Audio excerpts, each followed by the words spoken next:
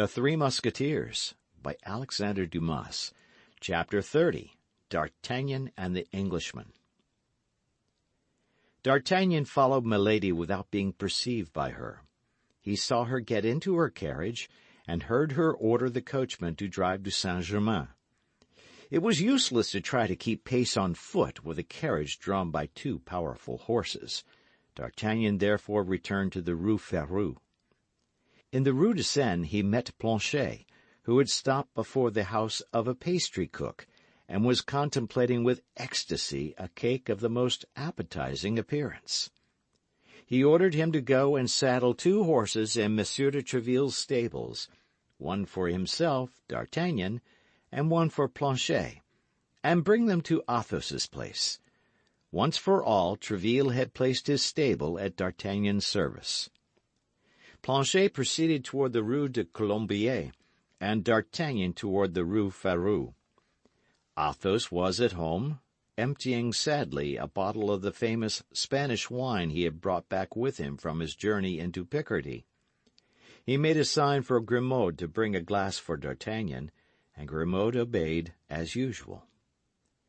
D'Artagnan related to Athos all that had passed at the church between Porthos and the procurator's wife, and how their comrade was probably by that time in a fair way to be equipped. "As for me," replied Athos to this recital, "I am quite at my ease. It will not be women that will defray the expense of my outfit." "Handsome, well-bred, noble lord as you are, my dear Athos, neither princesses nor queens would be secure from your amorous solicitations." "How young this D'Artagnan is," said Athos, shrugging his shoulders, and he made a sign to Grimaud to bring another bottle. At that moment Planchet put his head modestly in at the half-open door, and told his master that the horses were ready. "What horses?" asked Athos. "2 horses that Monsieur de Tréville lends me at my pleasure, and with which I am now going to take a ride to Saint-Germain." "Well, and what are you going to do at Saint-Germain?" then demanded Athos. Then D'Artagnan described the meeting which he had at the church, and how he had found that lady who, with the seigneur in the black cloak, and with the scar near his temple, filled his mind constantly. "That is to say, you are in love with this lady as you were with Madame Bonacieux," said Athos, shrugging his shoulders contemptuously, as if he pitied human weakness. "I? Not at all," said D'Artagnan. "I am only curious to unravel the mystery to which she is attached. I do not know why, but I imagine that this woman, wholly unknown to me as she is, and wholly unknown to her as I am, has an influence over my life." "Well, perhaps you are right," said Athos. "I do not know a woman that is worth the trouble of being sought for when she is once lost. Madame Bonacieux is lost, so much the worse for her if she is found." "No, Athos, no, you are mistaken," said D'Artagnan. "I love my poor Constance more than ever, and if I knew the place in which she is, were it at the end of the world, I would go to free her from the hands of her enemies. But I am ignorant. All my researches have been useless. What is to be said? I must divert my attention." "Amuse yourself with Milady, my dear D'Artagnan. I wish you may, with all my heart, if that will amuse you." "Hear me, Athos," said D'Artagnan. "Instead of shutting yourself up here as if you were under arrest, get on horseback and come and take a ride with me to Saint-Germain." "My dear fellow," said Athos, "I ride horses when I have any. When I have none, I go afoot." "Well," said D'Artagnan, smiling at the misanthropy of Athos, who from any other person would have offended him, "I ride what I can get.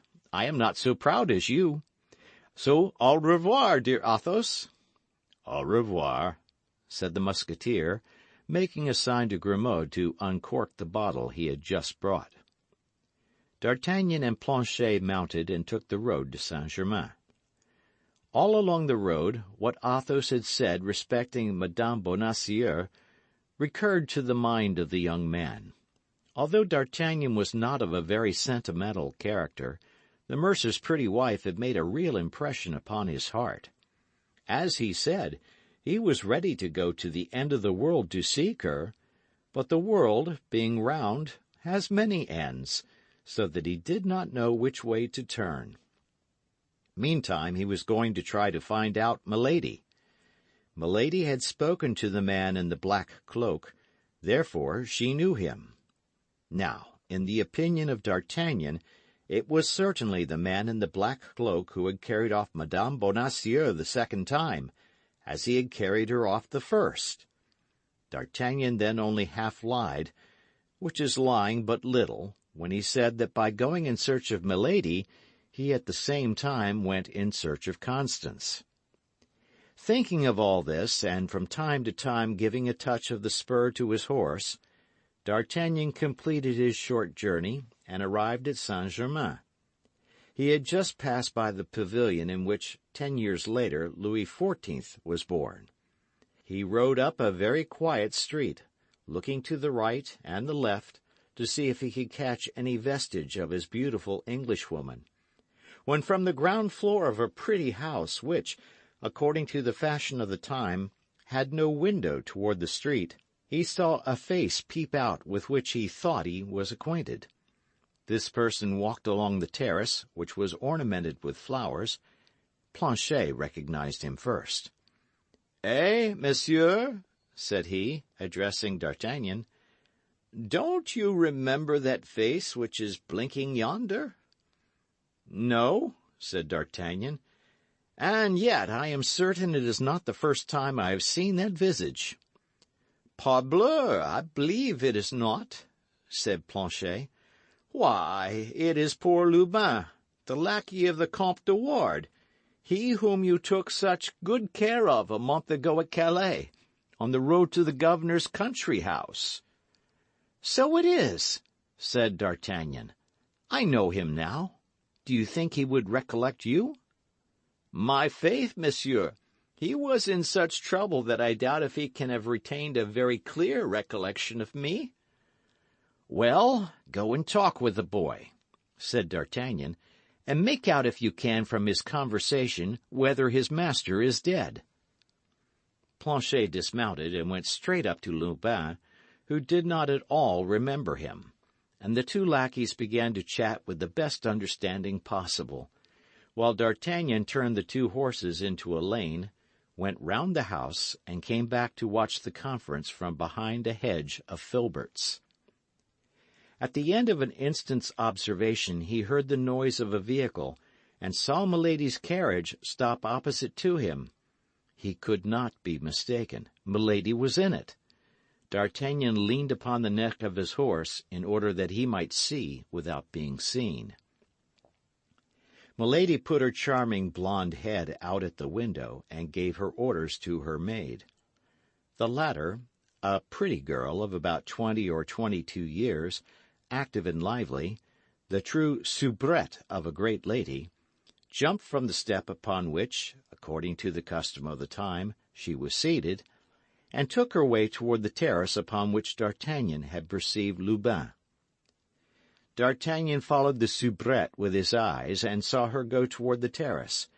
But it happened that someone in the house called Lubin, so that Planchet remained alone, looking in all directions for the road where D'Artagnan had disappeared. The maid approached Planchet, whom she took for Lubin, and holding out a little billet to him, said, "For your master." "For my master?" replied Planchet, astonished. "Yes, and important. Take it quickly." Thereupon she ran toward the carriage, which had turned round toward the way it came, jumped upon the step, and the carriage drove off. Planchet turned and returned the billet. Then, accustomed to passive obedience, he jumped down from the terrace, ran toward the lane, and at the end of 20 paces met D'Artagnan, who, having seen all, was coming to him. "For you, monsieur," said Planchet, presenting the billet to the young man. "For me?" said D'Artagnan. "Are you sure of that?" "Pardieu, monsieur, I can't be more sure. The soubrette said, 'For your master.' I have no other master but you. So, a pretty little lass, my faith, is that soubrette." D'Artagnan opened the letter and read these words. "A person who takes more interest in you than she is willing to confess wishes to know on what day it will suit you to walk in the forest. Tomorrow, at the Hotel Field of the Cloth of Gold, a lackey in black and red will wait for your reply."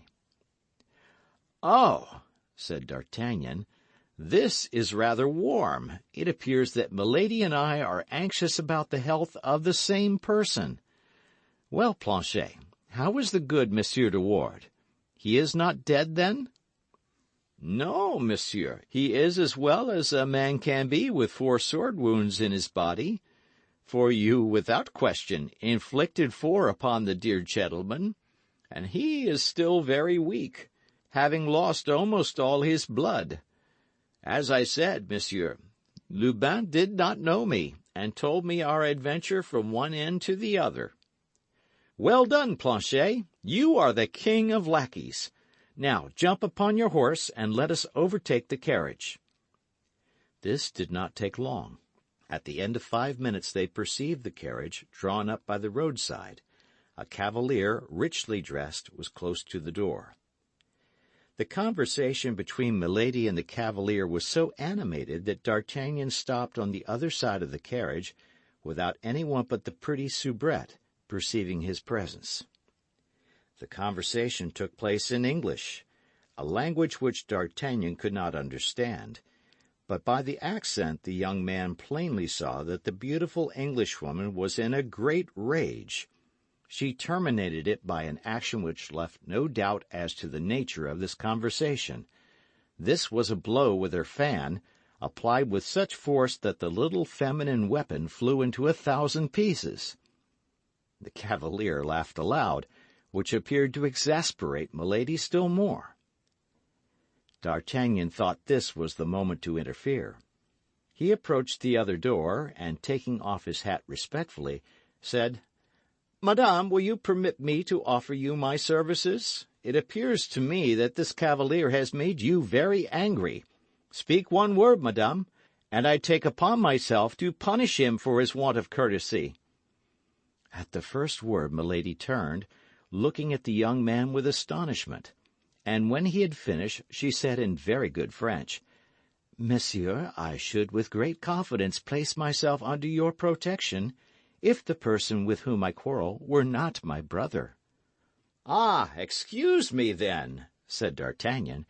"You must be aware that I was ignorant of that, madame." "What is that stupid fellow troubling himself about?" cried the cavalier whom Milady has designated as her brother, stooping down to the height of the coach window. "Why does he not go about his business?" "Stupid fellow yourself," said D'Artagnan, stooping in his turn on the neck of his horse, and answering on his side through the carriage window. "I do not go on because it pleases me to stop here." The cavalier addressed some words in English to his sister. "I speak to you in French," said D'Artagnan. "Be kind enough, then, to reply to me in the same language. You are Madame's brother, I learn. Be it so. But fortunately, you are not mine." It might be thought that Milady, timid as women are in general, would have interposed in this commencement of mutual provocations in order to prevent the quarrel from going too far. But on the contrary, she threw herself back in her carriage and called out coolly to the coachman, "Go on, home." The pretty soubrette cast an anxious glance at D'Artagnan, whose good looks seemed to have made an impression on her. The carriage went on and left the two men facing each other. No material obstacle separated them. The cavalier made a movement as if to follow the carriage, but D'Artagnan, whose anger, already excited, was much increased by recognizing in him the Englishman of Amiens who had won his horse, and had been very near winning his diamond of Athos, caught at his bridle and stopped him. "Well, monsieur," said he, "you appear to be more stupid than I am, for you forget there is a little quarrel to arrange between us two." "Ah," said the Englishman, "is it you, my master? It seems you must always be playing some game or other." "Yes, and that reminds me that I have a revenge to take. We will see, my dear monsieur, if you can handle a sword as skillfully as you can a dice-box." "You see plainly that I have no sword," said the Englishman. "Do you wish to play the braggart with an unarmed man?" "I hope you have a sword at home, but at all events I have two, and if you like I will throw with you for one of them." "Needless," said the Englishman. "I am well furnished with such playthings." "Very well, my worthy gentleman," replied D'Artagnan. "Pick out the longest, and come and show it to me this evening." "Where, if you please?" "Behind the Luxembourg. That's a charming spot for such amusements as the one I propose to you." "That will do. I will be there." "Your hour?" 6 o'clock. "Apropos, you have probably one or two friends?" "I have three, who would be honored by joining in the sport with me." "Three? Marvelous! That falls out oddly. 3 is just my number." "Now then, who are you?" asked the Englishman. "I am Monsieur d'Artagnan, a Gascon gentleman, serving in the King's Musketeers. And you?" "I am Lord de Winter, Baron Sheffield." "Well, then, I am your servant, Monsieur Baron," said D'Artagnan, "though you have names rather difficult to recollect." And touching his horse with the spur, he cantered back to Paris. As he was accustomed to do in all cases of any consequence, D'Artagnan went straight to the residence of Athos. He found Athos reclining upon a large sofa, where he was waiting, as he said, for his outfit to come and find him. He related to Athos all that had passed, except the letter to Monsieur de Ward. Athos was delighted to find he was going to fight an Englishman. We might say that was his dream. They immediately sent their lackeys for Porthos and Aramis, and on their arrival made them acquainted with the situation. Porthos drew his sword from the scabbard and made passes at the wall, springing back from time to time and making contortions like a dancer. Aramis, who was constantly at work at his poem, shut himself up in Athos's closet and begged not to be disturbed before the moment of drawing swords. Athos, by signs, desired Grimaud to bring another bottle of wine. D'Artagnan employed himself in arranging a little plan, of which we shall hereafter see the execution, and which promised him some agreeable adventure, as might be seen by the smiles which from time to time passed over his countenance, whose thoughtfulness they animated. End of chapter.